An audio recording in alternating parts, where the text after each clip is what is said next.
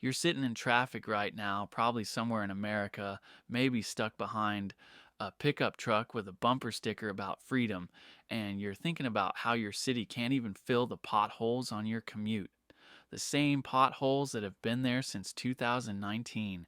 Meanwhile, somewhere in the Arabian desert, there's a city that didn't exist 50 years ago that now has indoor ski slopes, the world's tallest building, and artificial islands shaped like palm trees visible from space. And here's what's going to make you want to throw your phone out the window. They did it without oil. Well, not entirely without oil, but here's the thing that nobody talks about. Dubai only gets about 1% of its revenue from oil today. 1%. The entire economy, over $100 billion, was essentially built from sand, salt water, and one of the most aggressive economic strategies in modern history. My name is Max, and I spend way too much time thinking about how places build wealth from nothing while the rest of us struggle to build wealth from something.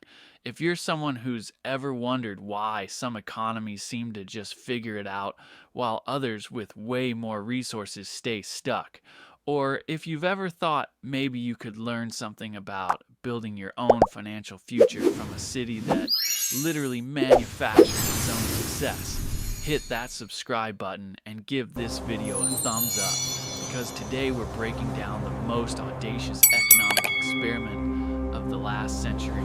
Now look, I know what you're thinking. Max, Dubai is just a playground for billionaires and influencers. It's not real. It's all debt and smoke and mirrors. And honestly, I thought the same thing for years. But when you actually dig into the numbers and the strategy behind what they did, it becomes this fascinating case study in what happens when you treat economic development like a startup instead of a government project. Heave ho! Here's what most people Pull it don't in realize now! about Dubai. In 1960, Make sure it this doesn't place was snag on literally that a rock. fishing village. We're talking about a population of around 40,000 people, most of them living in mud brick houses, surviving on pearl diving and basic trade. The GDP was essentially unmeasurable. There was no running water, no electricity for most people, and temperatures that regularly hit 120 degrees Fahrenheit. Fast forward to today. Dubai has a GDP of over $100 billion. It attracts more than 16 million tourists per year. It has the busiest international airport in the world by passenger traffic. The average salary is higher than most European capitals.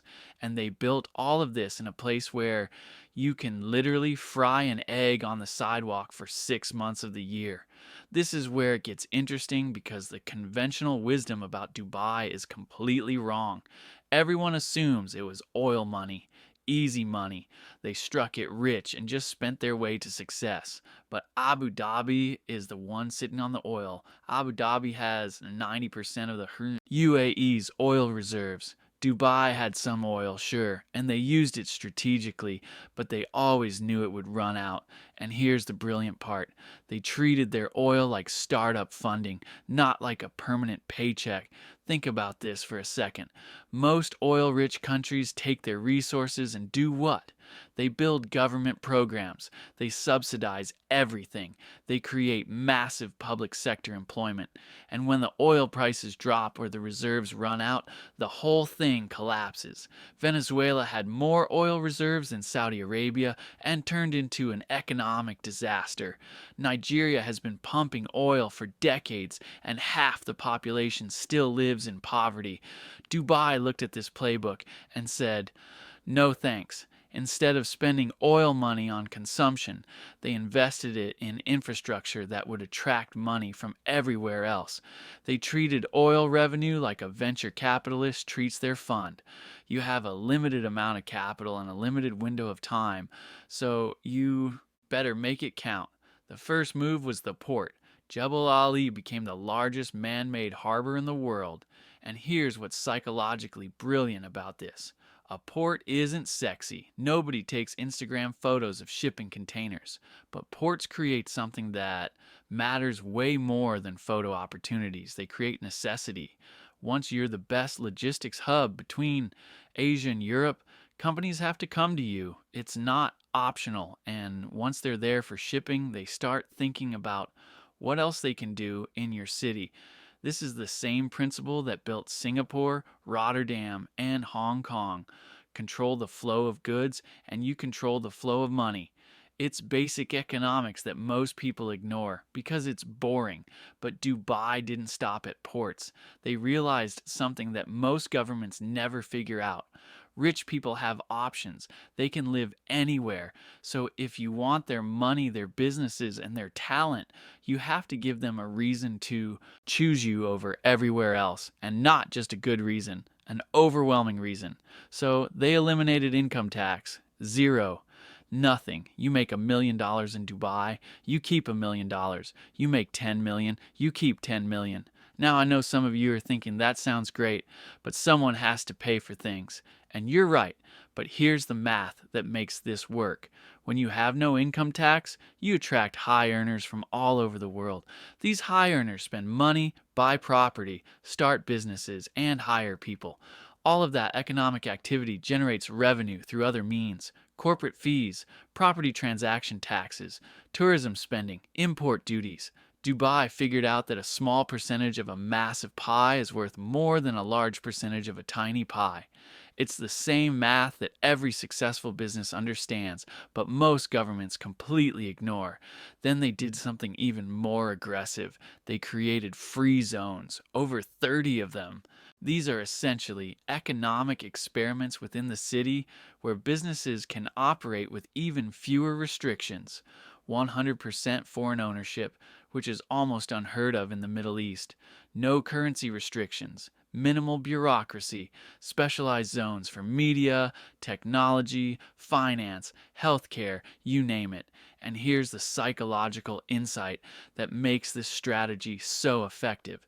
When you're a business owner looking to expand internationally, the biggest fear isn't taxes or regulations, it's uncertainty. Will the rules change? Will they seize my assets? Will I get stuck in some bureaucratic nightmare for years? Dubai's free zones are essentially a promise, a guarantee that if you play by these rules, we'll leave you alone to make money.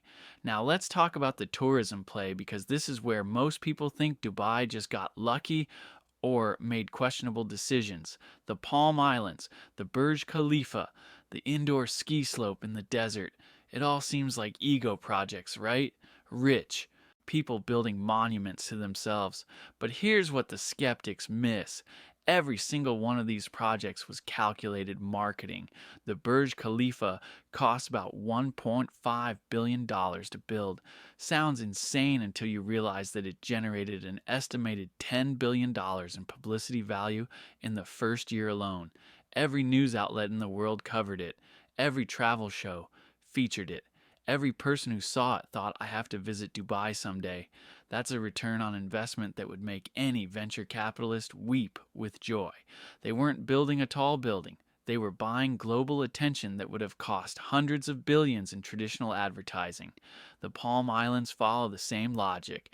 Yes, they created real estate, but more importantly, they created a story. They created something so audacious that people couldn't stop talking about it. And in the attention economy, being talked about is the first step to being visited, and being visited is the first step to being invested in. This is where it gets really interesting from a financial psychology perspective. Dubai understood something that most economists ignore. Perception creates reality in economic development. If people believe your city is successful, sophisticated, and growing, that belief becomes self-fulfilling. Businesses want to be where other businesses are. Wealthy people want to be where other wealthy people are. Talent wants to be where opportunities are. So Dubai invested heavily in creating the perception of unstoppable success, and that perception attracted the resources that made the success real. It's the same principle that makes some stocks go up simply because people believe they'll go up. Confidence compounds just like money does. Now, I'm not going to sit here and tell you Dubai is perfect. It's not.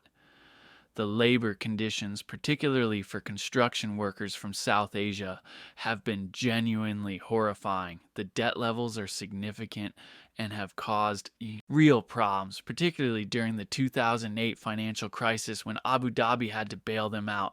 The sustainability of some of this growth is genuinely questionable, and the social restrictions, while relaxed compared to neighbors, are still far from Western standards. But here's why I think this story matters for your personal finances.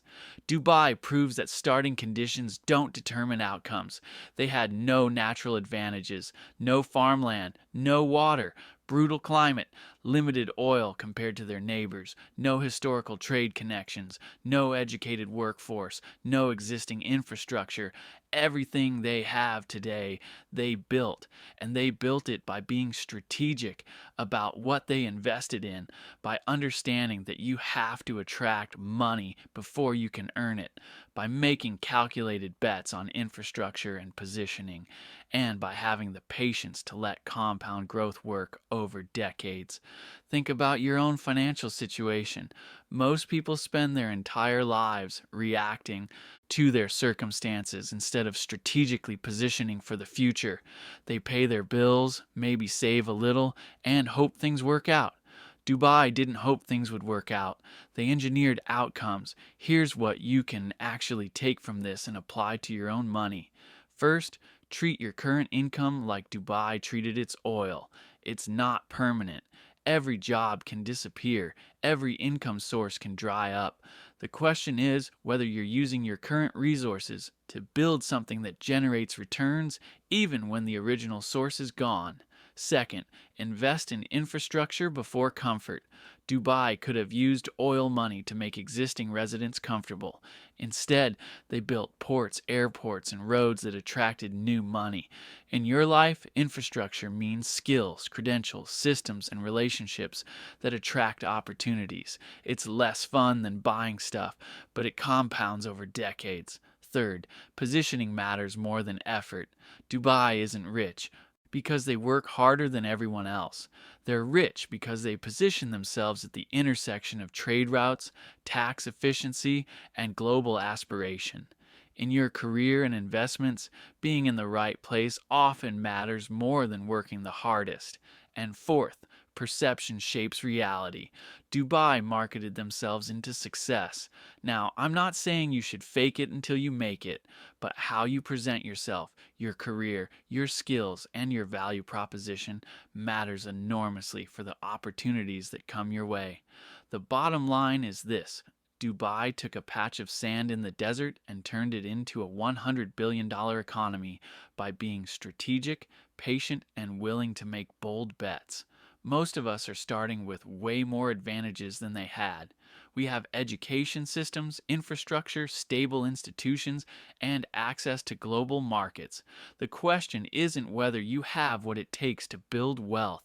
The question is whether you're willing to be as strategic and intentional about your financial future as a small city-state in the desert was about theirs. They built ski slopes in the desert and artificial islands in the ocean. You can figure out how to build a net worth that actually reflects your potential. The only thing stopping you is the same thing that stops most people: the belief that your starting conditions determine your ending position. Dubai proves that's just not true. Your financial future isn't determined by where you start. It's determined by what you build with whatever resources you have right now.